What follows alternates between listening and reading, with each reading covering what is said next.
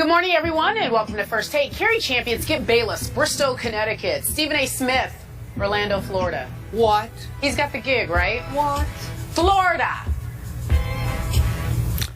What do you want me to say, Skip Bayless? The students at the University of Central Florida requested my presence. I showed up. I did tell them that you sent your love, because obviously that's very important to you to make sure they recognize that when I'm in attendance, so are you. So I made sure to let them know that you sent your best, and then after that I never discussed you again. I sent my love from Bristol, Connecticut, where it's like 4 below zero. -4. You're right about that. Yeah. And, you know, hey, listen, I'll be back in the house tomorrow, but it's expected to be in the 70s today. Oh, here. okay. Well, bring some of that back, please. Please. All right, gentlemen, on the show today, storm the court. Should the NCAA ban fan action? That discussion is ahead. Plus, there's some more back and forth between the Vikings camp and Adrian Peterson. Will he ever play in Minnesota again? That is the question. We'll get to that in just a few moments. But first, New York Yankees designated hitter A-Rod worked out at the team's minor league complex on Monday before speaking with the media for about 8 minutes. The Yankees asked him to hold a pre-spring training news conference at Yankee Stadium, but A-Rod said no. Instead, he spoke yesterday. I made a mistake. I served a big penalty, personally and professionally. And now my focus is on 2015 and trying to make this team. But I think for me, the time off it benefited me, and I feel good, healthy, ready to go. There was plenty of mistakes along the way. I cringe sometimes when I look at some of the things I did. But I paid my penalty, and I'm grateful that I have another opportunity. All right. He's grateful that he has another opportunity, Stephen A. You watched his mini press conference or impromptu press conference. How do you feel he handled himself? Well, I thought he handled himself exceptionally well. I thought that it was one of those situations where he did exactly what he was supposed to do.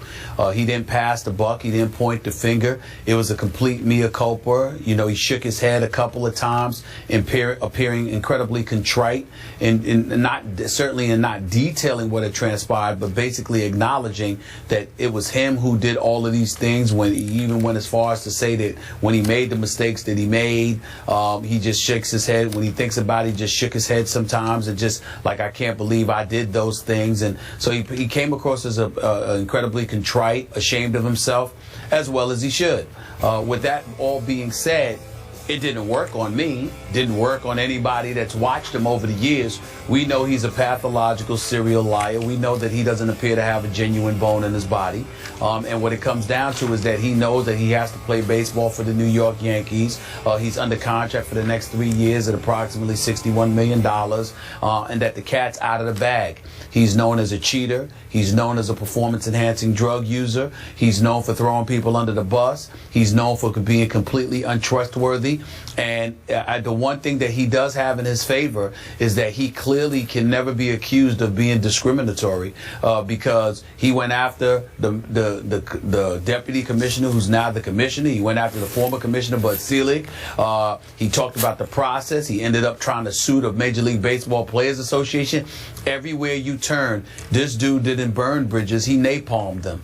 He has no credibility whatsoever. Nobody believes a single word that he says. Again, the word serial and pathological comes into the equation when you talk about his propensity to tell lies, and that is what it is. So even though he appeared incredibly contrite yesterday, and you know, he just seemed to be somebody who had recognized the error of his ways, you found yourself relieved that at least he had the decency to do that. But that's about as far as it goes. All anybody cares about right now is, can you hit the fastball? Can you produce some runs and base hits? Can you do these things? Because nobody cares about Alex Rodriguez outside of that, except his inner circle, of course. You know, he's got a wonderful, family to kids. Nobody can deny that he tries to be a great father and things of that nature. And so, you know, your personal life is your personal life. That's his business. But that is what he will have to resort to, because in terms of the public eye and professional baseball, the minute he stops playing, nobody's going to want to have anything to do with him. So, was I hearing in the early part of your answer where you said he handled himself very well, that he was actually... I mean, as well as Was he tugging on your heartstrings just a little bit, winning back just a little bit of sympathy from Stephen A. Smith from the mean streets of Hollis, Queens? No. Are you sure? I was hearing a little bit of that. Let's be very clear. Okay. I'm saying that he did what he was supposed to do, Skip, because he had nowhere else to turn, and I applaud him for that. But in terms of tugging on my heartstrings, I personally speaking, I mean, I don't care that he's a liar. That's his business. He wants to get busted for that stuff. That's fine. My problem is that he stunk up the joint. I'm a diehard Yankee fan. You know me well enough to know the only team in the world that I root for more than the New York Knicks are the New York Yankees. And his putrid production over the last several years has disgusted me so much. I have no sympathy for him. I have no interest in him. All I want to see him do is produce on the baseball field. I don't care anything about anything else. Okay. So back to the question. For me, I don't really care how he handled himself yesterday. He handled himself predictably to me. I've said this for years on end on this show. You said doesn't have a genuine bone. I always use sincere. This man does not have a sincere bone in his body. He is now an actor playing a carefully choreographed role and part. And yesterday, he was doing nothing but engaging in the early PR game. He is playing against the New York Yankees, trying to win back some sympathy from the more gullible fans out there who might sit back and say, oh, poor Alex. He came across yesterday as completely genuine. That's the first time I really believed that he was truly, deeply sorry for everything that he has done. He has repented. He has seen the light. He gave no excuses for anything. He backed off and said, I was so wrong. And I am here early. Alex Rodriguez showed up, 3 days early, unbeknownst to the Yankees, shocking the Yankees into having to scramble to get him his examination, his medical exam, because you have to take one of those before you can even step on the field.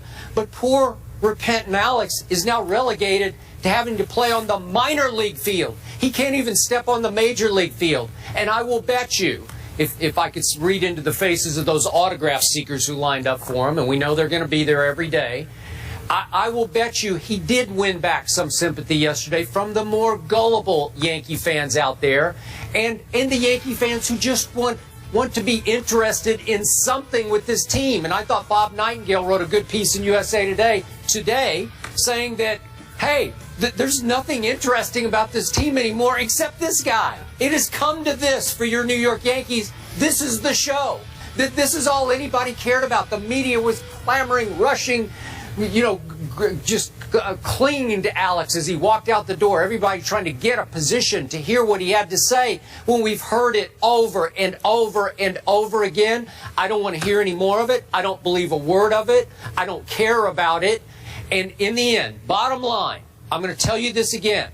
You being the diehard Yankee fan that you are, I also have zero sympathy for the front office and ownership of the New York Yankees. In 2009, after he had apologized before and said, I screwed up, I took PEDs, he admitted it publicly in 2009, and apparently your Yankee brass bought the apology because they immediately gave him this deal that still owes him 3 more years and $61 million until $61 million until he's 42 years of age. They owe him $61 more million. The joke is on them. I've never seen anything like this before. Where a former player, listen, Stephen A., I think we can agree on this part.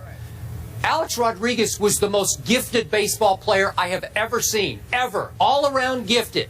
Not mentally or with any kind of backbone. I'm just talking about physical gifts. And he's playing for a franchise that used to be the most famous franchise in all of sports. Now they are stuck together, and maybe they deserve each other. I don't know. It has come to this for your New York Yankees. And I'm sorry to shame you with this. I'm just trying to help you see the truth. Are you really sorry that you're shaming him with this? No. Your response, Skip, please.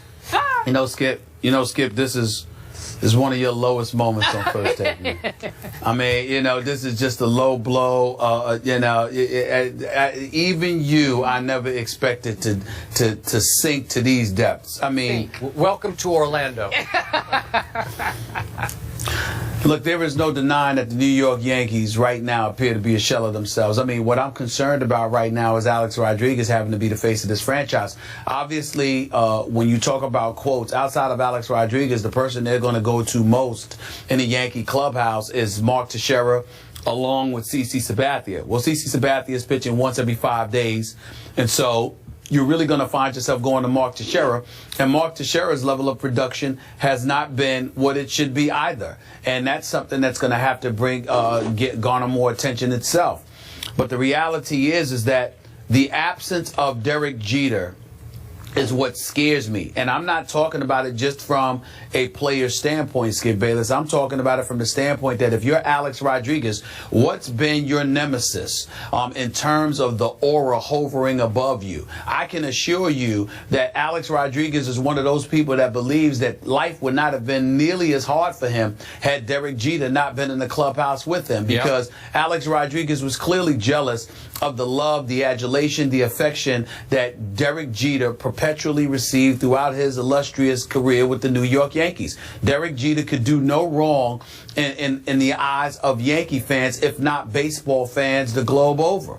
And so because of that, if you're Alex Rodriguez, that made life hard for you because you were rife with imperfection.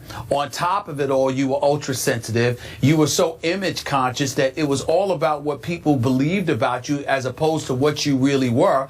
Remember that quote from John Wooden in terms of being more concerned about your character than your reputation, because your reputation is what other people think of you. Your character is who you actually are. I'm not sure I'm quoting it exactly verbatim. You're on the right track. But that's where he was going. And Alex Rodriguez was clearly somebody who was more concerned with his reputation than his character. And so when you had Derek Jeter in that clubhouse, it affected you. But now that Derek Jeter's gone, he has full reign to be everything that he wants to be. And that's scary to me, because we all know that Alex Rodriguez doesn't appear to be much. And so for you to highlight that, you're actually accurate. There's no question about it. But you've engaged in an alarming level of cruelty that, to be quite honest with you, Skip Bayless, I find myself ashamed of you this morning. I truly do. And I still love you. I do not love your Yankees, though. And I must tell you, just as A-Rod is now a shell of himself, I'm starting to think your Yankees are looking like shells of themselves. No? Don't rule that out. Not with Girardi. Right. Girardi's an exceptional manager. By the way, Alex Rodriguez still hasn't apologized to him yet. Just wanted to throw that out there. But Girardi can manage his butt off. We'll see about that. Okay. We'll see about that. He said that Alex Rodriguez is obviously on the roster, but he hasn't earned a spot in the sense of playing time. He's 39 years old. He will be 40 this July. How much more money does he have left on his contract? 61. We heard it. I didn't Kelly, hear. how many times you got to answer that? Because you be talking bad about my Lakers. That's why. Ooh. All right. Shot. Let's move on. Relationship between Adrian Peterson